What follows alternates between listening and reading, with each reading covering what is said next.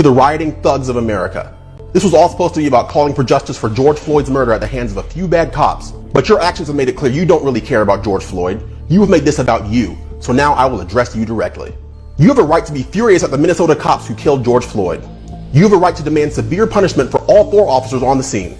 And you have a right to peacefully protest injustice wherever it may be. But you do not have a right to ravage the cities we all live in without consequence.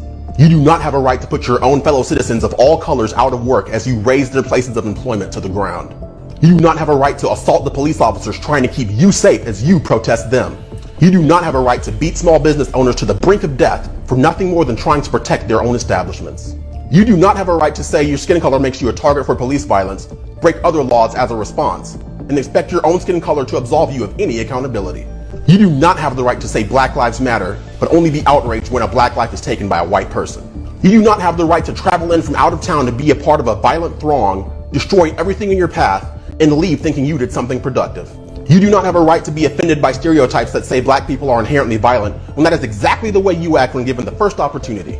And you do not have a right to dishonor George Floyd's legacy by using his wrongful death as an excuse to justify your criminal behaviors, and then have the gall to turn around and use convoluted circular reasoning to try to blame white people or police for this chaos when it was you who made the conscious decision to destroy your own communities in the first place. But I have a right to say I see right through you, and I know this stopped being about George Floyd a long time ago.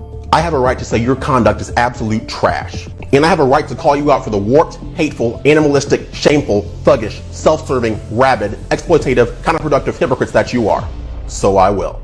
I'm Nemani Felder, and that was absolutely nothing but common sense.